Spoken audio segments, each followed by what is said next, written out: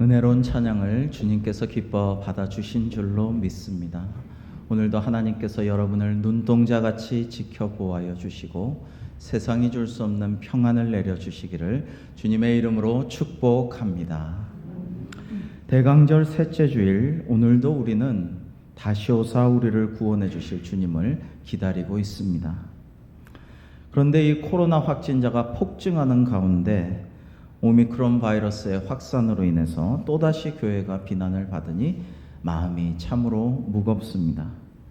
국민들에게도 참 미안하고 주님께도 너무 송구하여서 무거운 짐을 마음에 이렇게 얹고 있는 것 같은 그런 기분입니다. 이런 일들이 자꾸 반복되는 것은 한국교회가 주님 보시기에 선하고 정직하고 아름답고 정결하게 회개하지를 못하고 있기 때문에 자꾸만 이런 일들이 반복된다라는 생각을 합니다. 부디 한국교회가 우리 모두가 속히 회개하고 주님 앞에 깨끗이 되고 정직하게 되고 또 세계의 모든 공익을 또 이웃들을 위한 공공의 영성을 갖추어서 하나님께 영광 돌리는 우리 한국교회로 거듭날 수 있기를 간절히 기원합니다. 우리는 모두 각자 무거운 짐을 지고 살죠. 이번에 수능 보았는데 우리 학생들 위해 많이 기도했는데 너무 어려운 불수능이라고 해서 시험지 받아보고 망연자실한 친구들이 많다는 뉴스를 듣고 얼마나 마음이 무거울까라고 생각하고 기도를 했습니다. 우리 청년들도 참 무거운 짐을 안고 살아가고 있죠. 결혼 문제, 취업의 문제, 또 여러 가지 이세 문제나 장래 문제가 참 마음을 무겁게 합니다. 어르신은 어르신대로, 어린이는 어린이대로 다 마음이 무거운 그런 시대를 우리는 살고 있죠. 인생의 여장이 가벼워야 행복하단 말이 있는데 한편으로는 세상이 풍요로워지고 편리해지는데 좀처럼 우리 마음에, 우리 물질에, 우리 건강에, 우리 사회에 여러 가지 우리 영혼의 짐들이 잘 가벼워지지를 못하고 있는 것 같아요. 그런데 제가 군에서 많이 들은 얘기인데 사회에서도 그러죠. 피할 수 없으면 즐겨라고 세상 사람들은 말합니다. 그리고 우리의 무거운 짐을 좀처럼 내려놓으라고 하질 않아요. 이 무거운 짐 지고 살아가라고, 그러면 좋은 일이 있을 거라고, 어쨌든지 견디라고, 피할 수 없으면 즐기라고, 이 짐을 꼭 지고 가라고, 네가 희생이 되더라도 좀 희생하면서 살라고 계속해서 이야기를 합니다. 세상에선 좀처럼 짐을 내려놓으란 말을 하지를 않아요. 아프니까 청춘이다 이렇게 말하고 있죠. 그러나 주님은 그렇지를 않으셔요. 주님은 서기관과 바리새인들이 백성들에게 무거운 율법의 짐을 이렇게 누르듯이 지어놓은 것을 비난하셨어요. 그리고 주님은 이렇게 말씀하시죠. 수고하고 무거운 짐진 자들아 다 내게로 오라. 내가 너희를 쉬게 하리라 라고 말씀하십니다. 오늘 말씀에서 첫 번째 우리가 기억할 것은 주님은 우리 짐을 내려놓게 하시고 우리 짐을 대신 지십니다 라는 것입니다. 여러분, 이것이 얼마나 위로가 되고 감사한지 몰라요. 저는 그렇습니다. 여러분도 그러셨을 것입니다. 살다가 내 짐이 너무 무겁게 느껴질 때가 있어요. 이거 너무 무겁다. 너무 무거운 짐을 지고 있구나. 근데 이걸 부모님이나 배우자나 아들, 딸들, 손자, 가족이 대신 질 수가 없는 나의 짐이에요. 너무 무거운데. 근데 이 짐을 내려놓고 싶은데 이 어깨도 아프고 허리도 아프고 정말 다리가 후들거리는 이 짐을 내려놓고 싶은데 내려놓으면 다시 그 짐을 다시 질 자신이 없어요. 다시 일어날 자신이 없어요. 그 짐을 또 메고 험한 길을 걸어갈 자신이 없어요. 그래서 내려놓지도 못해요. 그냥 짐을 진 채로 그 자리에 이러지도 못하고 저러지도 못하고 후들거리는 다리로 그냥 서 있어요. 근데 주님께서 그럴 때마다 인생의 고비마다 말씀하시는 겁니다. 수고하고 무거운 누구야? 너의 짐을 내 발 아래 십자가 아래 내려놓아라. 내가 지고 가마. 내가 쉬게 해주마. 이렇게 말씀하시는 음성을 듣고, 그리고 주님 발 아래 무거웠던 짐을 그제서 비로소 내려놓아요. 그리고 주님 발 아래서 쉬어요. 십자가 그늘에서 안식을 누려요. 그러다 보면 새 힘을 얻게 돼요. 능력을 갖게 돼요. 성령의 충만함을 가지고 다시 일어나서 그 짐을 지고 가게 됩니다. 여러분, 살아가면서 이 말씀이 얼마나 은혜가 되는지 몰라요. 사실 주님께서도 무거운 짐을 지셔 보신 분이거든요. 시험을 당해 보셨고 죽음까지도 겪어 보셨습니다. 아픔과 상처와 외로움도 겪어 보셨습니다. 그리고 우리가 계속 무거운 짐을 지고 시험 가운데 허덕이면서 고통스럽게 계속 사는 것을 주님께서는 원치 않으셔요. 우리가 주님 아래 그 무거운 짐을 내려놓고 쉬기를 원하셔요. 주님께서 왜 하늘 보좌 버리시고 이 땅에 오셨는가 생각해 보면, 물론 우리를 구원해 주시려고, 하나님과 화해하게 하시려고, 믿는 자마다 영생 구원을 얻게 하시려고 십자가 죽음도 부활도 다 하신 주님이시지만은, 또 하나 우리에게 안식을 주시려고, 진정한 쉼을 주시려고 우리를 찾아주신 것이고, 또 우리를 불러주셔요. 우리를 초대하여 주셔요. 왜냐하면 우리 스스로 참된 안식을 우리는 얻을 수가 없어요. 진정한 안식을 우리가 찾을 수가 없어요. 여러분, 내가 웃는 게 아니라는 말이 있듯이 내가 쉬는 게 아닐 때도 있지 않습니까? 누워 있어도 아무것도 안 하고 가만히 있어도, 아이고 내가 이럴 때가 아닌데, 내가 이 중요한 사업을 앞두고 있는데, 내가 지금 누구 만나야 되는데, 부탁해야 하는데, 내가 이거 처리해야 하는데 내가 이러고 있어도 되나? 그런 마음에 늘 시달리고 몸은 편해도 마음이 무거운 것이 우리의 삶인데요. 주님께서 말씀하시는 거예요. 괜찮아. 내려놓아라. 십자가 아래, 내 발 아래 너의 마음의 무거운 짐을, 너의 영혼의 짐을 내려놔라. 그만 좀 내려놔라.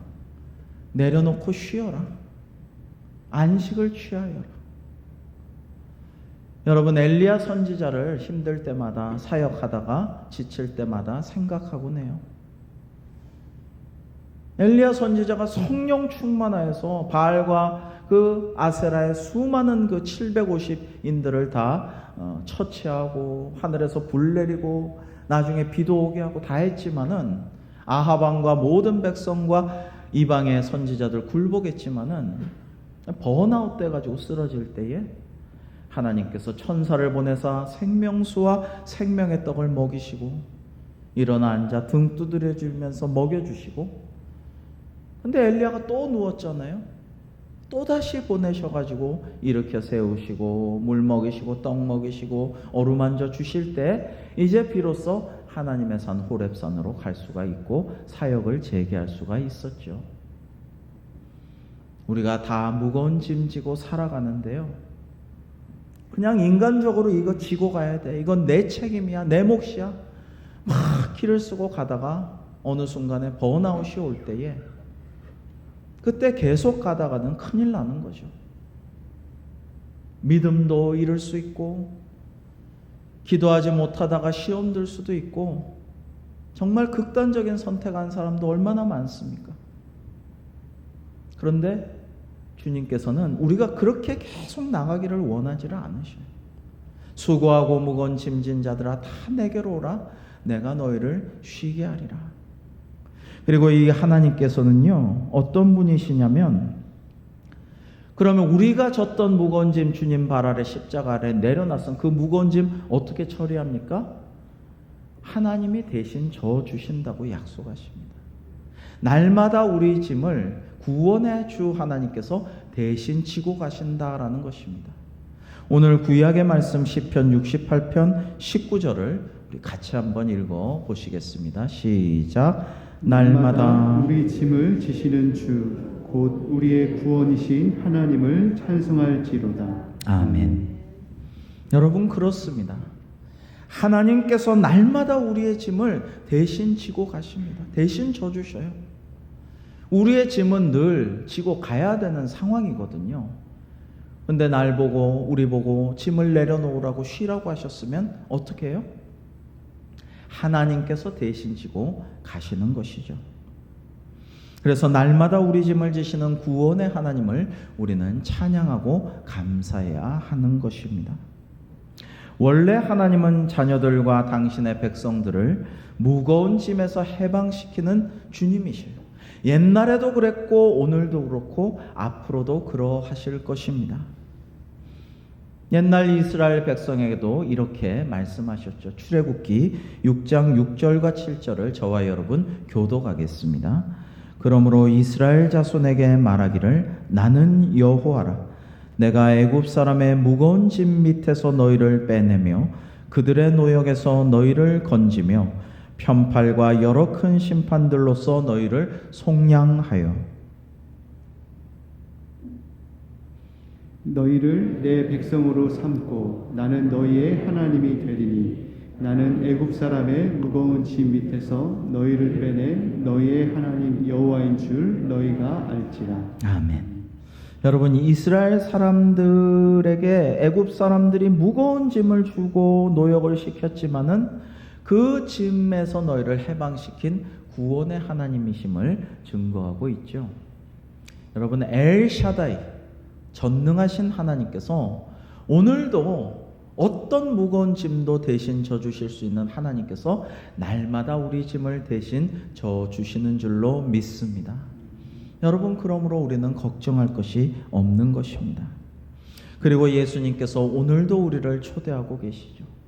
수고하고 무거운 짐진 자들아 다 내게로 오라.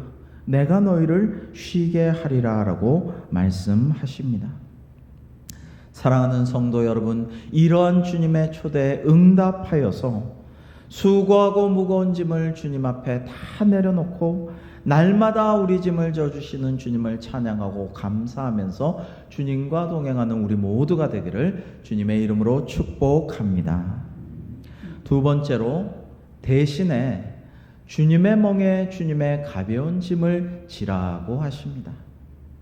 여러분, 우리가 무거운 짐을 날마다 주님께서 대신 져주시는 대신에 그 대신 주님의 멍에와 짐을 지라고 말씀하십니다. 여러분, 우리가 해야 할 일이 있고 사명이 있고 책임이 있고 의무가 있는데 아무것도 안 하고 계속 지내면요, 정말 괴로운 것이죠. 그 힘든 것입니다. 반드시 일이 있어야 사람은 보람을 느끼고 행복한 것입니다. 아무 일도 없는 것은 좋은 것이 아니에요. 그러니까 우리의 무거운 짐은 하나님께서 대신 날마다 져 주시지만 우리에게 사명을 주시고 일거리를 주셔요. 그것은 주님의 멍에를 주님께서 함께 매자고 하시고 무거운 짐 대신에 주님의 가벼운 짐을 지라고 말씀하고 계십니다. 여러분, 그것은 우리가 마땅히 져야 할 멍에요, 우리에게 꼭 필요한 가벼운 짐이기 때문입니다. 오늘 신약의 말씀, 주님께서 우리에게 주신 마태복음 11장 29절과 30절을 우리 같이 읽겠습니다. 29절과 30절 시작. 나는 마음이 온유하고 겸손하니 나의 멍에를 메고 내게 배우라. 그리하면 너의 마음이 쉼을 얻으리니 이는 내 멍에는 쉽고 내 짐은 가벼움이라. 아멘. 여러분, 마음이 온유하고 겸손하신 주님이십니다. 여러분, 애굽의 파라오와 같이, 적어도 공사장의 10장 같이, 그 감독관 같이 채찍질하고 막 욕하고 나무라면서 빨리빨리 하라고 하면서 마소처럼 노예처럼 부리면서 고역을 감당하게 하고 무거운 짐과 돌을 날르라고 하고, 하나님은 이렇게 독재적으로 하지 아니하십니다. 온유하고 겸손하게 내 멍에를 나와 함께 매자, 이렇게 초대하고 계셔요. 여러분, 이스라엘 소는요, 한 결이, 즉 두 마리 한 쌍으로서 일을 했습니다. 그럼 멍에도 두 마리가 한 세트로서 일을 했어요. 그런데 이 멍에를 만드는 게 참 힘들어요. 두 마리가 이리저리 움직이고 밭일을 할 때에 어깨가 쓸리고 다치지 않도록 편안하고 부드럽게 수월하고 원활하게 일할 수 있도록 멍에를 잘 짜 만들어야 돼요. 전설에 따르면 예수님께서는 이 멍에를 잘 만드는 목수셨다라고 해요. 그래서 주님께서 만드신 이 부드럽고 쉽고 편안한 멍에를 베테랑 일소와 같은 주님께 정말 애송이 처음 일을 배우는 어린 소와 같은 우리를 함께 이 멍에를 지고 함께 나와 일하자라고 초대하시는 말씀인 것입니다. 여러분, 이러한 쉼, 이러한 마음의 쉼은 주님과 멍에를 지고 주님의 짐을 가볍게 질 때 얻을 수가 있는 것입니다. 진정한 안식은 내가 애써서 얻을 수 있는 게 아니고요. 우리가 주님 안에 거할 때 주님께서 내 안에 계실 때에 참된 안식을 누릴 수가 있습니다. 그래서 어머니 모니카의 간절한 기도의 응답을 받기까지 어머니의 눈물의 기도에도 불구하고 속을 썩이고 돈은 잘 벌었지만 막 놀아나다가 사생아도 태어나게 하고 정말 수많은 잘못을 저지르면서 그렇게 인생의 쾌락마저 다 즐겼던 이 어거스틴이 말씀을 듣고 회개한 후에 이렇게 고백했죠. 내가 그리스도 우리 주님 안에서 안식을 찾기까지는 참된 안식을 얻을 수가 없었노라라고 말한 것입니다. 여러분, 그 말의 의미를 생각해 보시기 바랍니다. 여러분, 우리가 주님의 멍에와 그 짐을 질 때에 주님과 동행하여 주님께 배우면서 주신 사명들을 은혜롭게 감당할 때 기쁨으로 감사함으로 감당할 때 우리 마음이 참으로 쉼을 얻고 은혜가 넘치고 성령 충만하게 된다라는 말씀입니다. 저는 서울 살다가 경북 포항에 내려가서 경북 지역의 모교회인 포항제일교회를 다녔어요. 대학 입학 후 다시 서울에 올라왔는데 방학 때 이제 내려가서 그 담임 목사님께 인사드리러 갔더니 어디 뭐 섬기는 교회를 서울에서 정했는가라고 물어보셔서 이 교회 저 교회 다니고 있는데 아직 제가 봉사할 교회를 못 정했습니다라고 말씀드리자 그러면 우리 교회 아동부 교사로 수고하면 좋겠어 이렇게 말씀하시는 거예요. 그런데 포항제일교회는 경북 지역의 모교회입니다. 큰 교회입니다. 서로 봉사하겠다고 하는 교회라서 아동부 교사도 지금도 많지만 내년에도 많을 텐데 내년이 아니죠. 올해도 많을 텐데 이런 생각을 했는데 그러나 담임 목사님께서 뜻이 있으셔서 말씀하신 거겠지라고 그저 말씀에 순종해서 봉사를 하기 시작했어요. 그래서 매주일 서울과 포항을 오가면서 3학년 마치고 입대하기 전까지 아동부 교사를 하고 청년부 활동도 하였습니다. 근데 이것이 무거운 멍에와 짐이라고 생각된 적이 없어요. 참 기쁘고 감사하고 은혜가 되고 감동이 되고 뿌듯하고 참 보람있다 이렇게 봉사를 하였고요. 성도님들도 참 기뻐하며 많이 사랑해 줬고 아이들과도 청년들과도 즐거운 시간을 보냈고 그러는 중에 하나님께서 은혜 주셔서 이 아내도 청년부 봉사 열심히 하고 있었는데 만나게 되어서 결혼도 하게 인도해 주셨습니다. 참 하나님 은혜다. 하나님이 또 그런 뜻이 있으셔서 이끌어 주셨구나 그런 생각을 하였습니다. 전임 전도사 부목사 시절에 교회 사택이 어려운 상황이 계속돼서 멀리서부터 새벽부터 밤늦게까지 때로는 아주 많이 교회에서 자고 다음날 교회 새벽 기도를 제가 인도하고 이렇게 많이 사역을 하였는데요. 그건 역시 참 기쁘구나. 주님과 동행하는구나. 주님께서 주신 그런 사역을 지금 열심히 감당하고 있어서 참 좋다. 이런 마음으로 사역을 하였습니다. 열심히 사역하는 중에 두 아이 출산 모두 지켜보지를 못했고 또 아내가 조리할 때에도 많이 도와주지 못하고 곁에 있지 못해서 참 미안하긴 하지만 저희 부부는 이것을 먼저 그의 나라와 그의 의를 구한 것으로 여겨서 참 감사하는 마음이 컸어요. 지금까지 그런 생각을 갖고 있습니다. 하나님의 은혜입니다. 그런 마음을 가지고 있습니다. 목회하면서 장례식장을 참 많이 다녔어요. 특별히 참 많이 다녔습니다. 다른 교역자보다 많이 다녔다라고 주변에서 많이 얘기를 했는데요. 여러분 장례식장 여러분도 가보시면 그런 마음이 들지 않습니까? 멀리 다니고 좀 몸이 힘들고 조금 고될수록 마음은 참 기뻐요. 감사하고 이렇게 멀리 가서 위로하고 조문할 수 있어서 참 감사하다 이런 마음이 들곤 합니다. 한 번은 강원도 탄광촌 깊숙이 들어갔는데 가는 길에 핸드폰 배터리가 다 떨어졌어요. 그래서 거기서 충전을 하고 위로 예배를 드리고 식사하고 인사를 거듭거듭 나누고 오다가 그 핸드폰을 깜빡했어요. 그래서 한참 서울로 돌아오다가 다시 또 탄광촌 있는 데로 가서 그 핸드폰을 가지고 다시 돌아왔는데 근데 이것이 참 고생했다, 참 괴로웠다, 아유 그때 엄청 늦게 들어갔다 이런 마음은 하나도 없어요. 그 추억이 참 아름답고 참 좋았다, 그런 일도 있었지라면서 웃음 짓게 하는 그런 추억으로 남아 있습니다. 주님께서 늘 그런 마음을 주시기 때문이죠. 여러분 우리가 주님의 멍에를 영광스럽게도 주님께서 짜맞춰 주신 그 멍에를 주님과 함께 지고 주님께 배우면서 이 사역을 감당한다고 할 때에 얼마나 감사하고 영광스러운 일인가. 우리에게 그런 마음이 있어야 하지 않을까요? 여러분 이 거룩한 사역을 주님 곁에서 할 수 있어서 참 감사하다, 기쁘다, 은혜롭다 이런 마음이 있어야 하지 않을까요?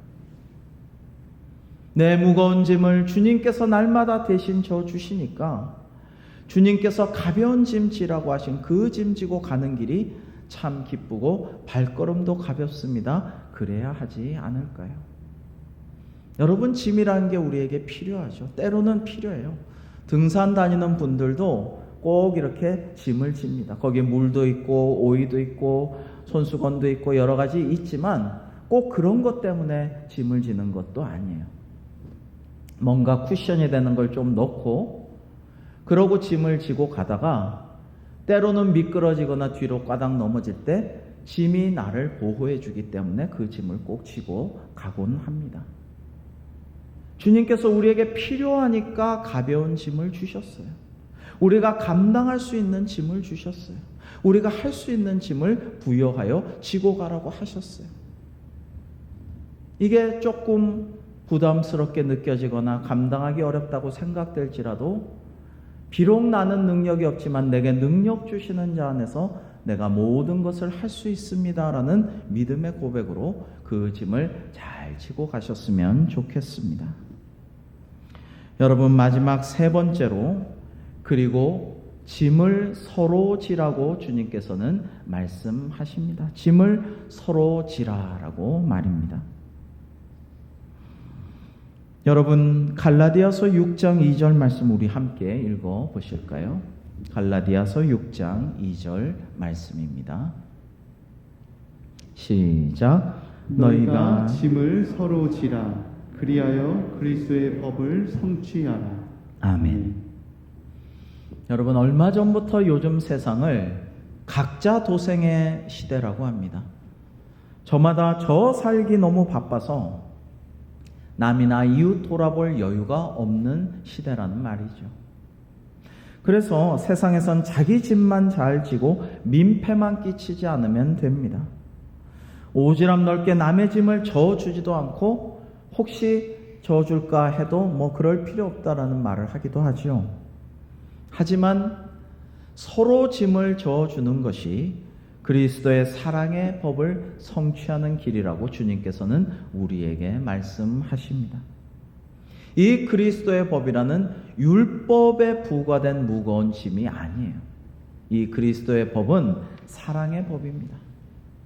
하나님이 사랑 그 자체이시고 그리스도도 사랑이시기에 그리스도의 법을 성취하라라는 것은 하나님의 사랑의 법을 성취하라는 말씀입니다. 서로 사랑하고 서로 돕고 협력하라라는 것이 이 말씀의 의미이죠. 날마다 우리 짐을 져주시는 주님께서는 우리도 서로의 짐을 져주기를 원하십니다. 주님의 마음이에요.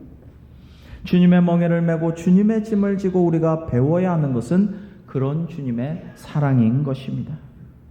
우리가 그렇게 할 때 하나님의 나라가 우리 가운데 임하는 것입니다. 여러분, 너무 이기적으로, 너무 개인적으로 옆에 사람은 쳐다도 안 보고 앞만 보고 가는, 더 빨리 가려고 하는 것은 세상에서 하는 것이고, 우리 그리스도인은 그게 아니에요. 서로 손잡고 아픈 다리에 서로 쉬면서 격려하고 등 두드려주면서 즐거운 일이 있을 때 함께 즐거워하고 아파하고 슬퍼하는 자와 함께 울면서 우리가 서로의 짐을 져주면서 가는 것이 믿음의 공동체, 그리스도의 법을 성취하는 교회인 것입니다. 너무 개인적이고 너무 이기적이고 서로를 교우들의 짐도 서로 져주려고 하지 않고 또 이웃들도 무시하고 세상 사람들 하는 일에 아무 관심도 없고 도울 생각도 없는 교회는 올바른 교회의 모습이 아닙니다. 지난주에 목포에 장례식장을 다녀왔는데요. 코로나 상황임에도 이번에는 여러분들이 가셔서 스타렉스 2대를 채워서 갔는데, 이 장거리를 오가는 동안 제가 조수석에서 계속 말 시키고 조수 노릇하면서 참 은혜를 많이 받았어요. 왜냐하면 처음엔 부목사님들 운전하시는데 한두 시간 있다가 장로님들이 서로 바꿔서 운전하겠다고 하시고, 장로님들이 지치니까 또 집사님이 바꿔서 운전하겠다고 하시면서 정말 서로 바꿔가면서 운전하셔서 밤길 돌아오는 길에도 참 밤에 너무 피곤한데도 집중해가지고 그렇게 열심히 운전하면서 그렇게 서로의 짐을 나눠지는 모습, 그리스도의 법을 성취하려는 모습을 보면서 참 아름답다, 은혜롭다, 이런 생각을 하였습니다. 나는 이 스타렉스 익숙치 않아요. 나는 직장 생활에서 너무 피곤해요. 목사님 익숙하니까 계속 하세요 하고 부목사님, 교구장님들만 계속 운전했으면 정말 위험하기도 하고 또 너무 안타까운 광경이었겠지만, 서로가 운전하겠다고 서로 이렇게 하겠다고 하는 모습에서 정말 서로 짐을 지는 그런 광경을 볼 수가 있었어요. 오늘 내년도 각 기관과 부서를 섬기실 분들을 임명했습니다. 기관장, 부서장님들과 또 함께 섬기실 모든 분들이 주님께서 주신 거룩한 사역에 하나님께서 주시는 기쁨과 감사와 은혜가 충만하여 잘 감당하시게 되기를 주님의 이름으로 축복합니다. 주님의 몸된 교회를 위해 거룩한 사역에 동참하는 일이, 주님 이 일 시켜주셔서 참 감사합니다.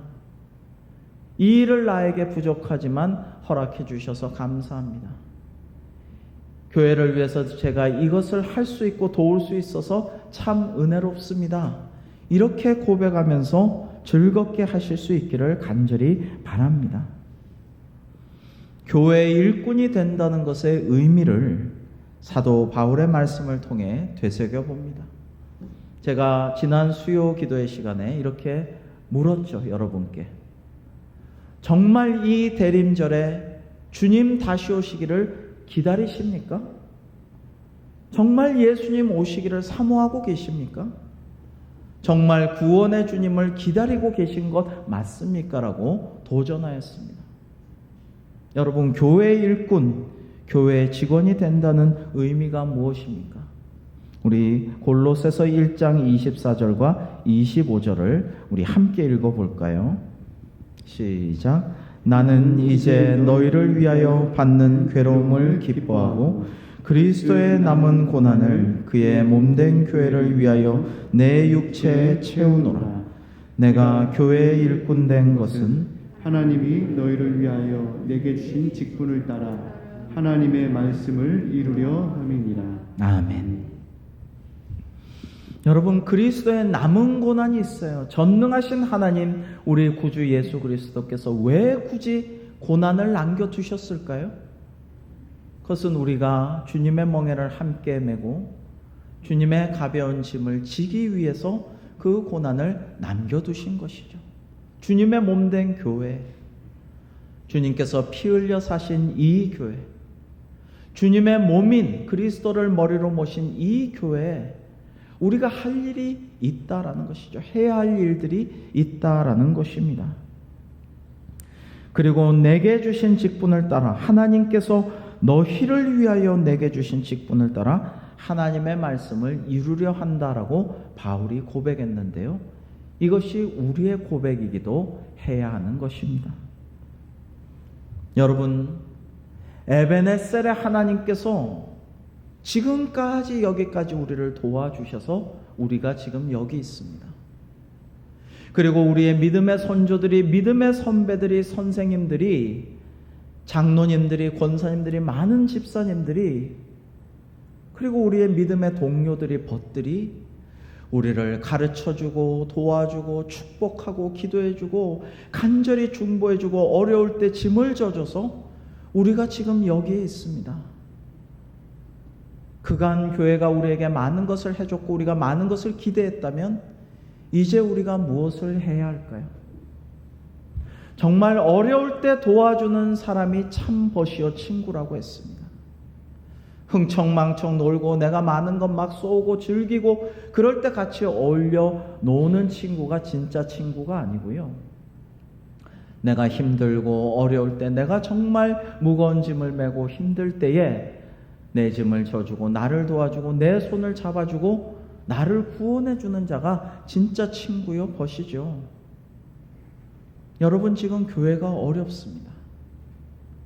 교회가 비난을 받고 전도의 문이 막히고 끊임없이 문제를 일으켜서 사람들이 교회가 뭐 도와줄 생각은 하지 말고 민폐만 좀 끼치지 않았으면 좋겠다, 이런 말을 하는, 아직도 교회 다니냐라고 하는 참담한 때를 지나고 있습니다.